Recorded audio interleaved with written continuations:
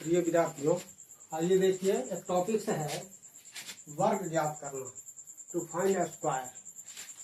आइए कुछ आपको टेक्निक बताया जाता है।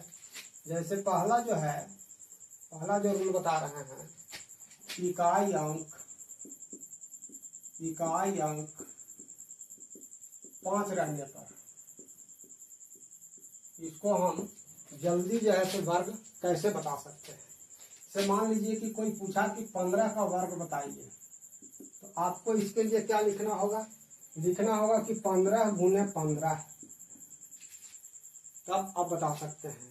लेकिन आइए ट्रिक समझिए कि ये जो दहाई अंक है, दहाई और दहाई की अगली संख्या में गुना करते हैं। जैसे दहाई 1 है तो 1 की अगली संख्या क्या होगा, 2 होगा, तो 1 और 2 में गुना कर देते हैं। तो 1 और 2 में गुना कर देंगे तो क्या हो जाएगा, 2 हो जाएगा। पर 25, इस पर 25 लिख देते हैं, बस ये आंसर हो गया। आइए इसी तरह इसका वर्ग हम कैसे निकालेंगे।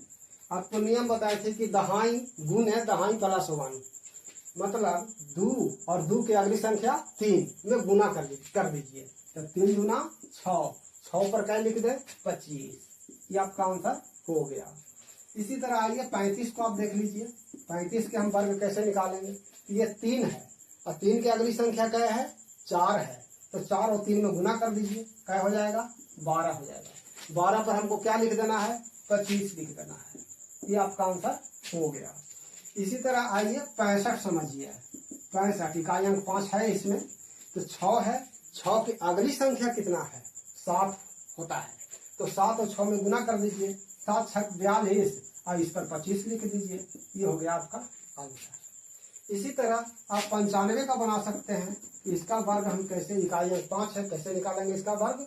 तो 9 और 9 की अगली संख्या 10, तो 10 और 9 में गुना कर दीजिए, 10 9 90 और इस पर 25 लिख दीजिए, ये आपका आंसर हो गया। इसी तरह आइए 105 का वर्ग निकालना है।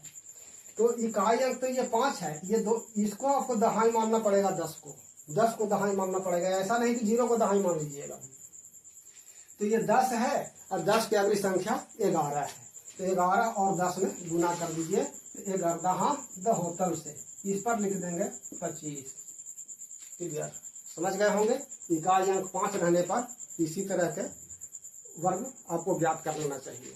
ये ट्रिकी है और इससे बहुत जल्दी आप ज्ञात कर सकते हैं, टाइम आपको कम लग सकता है।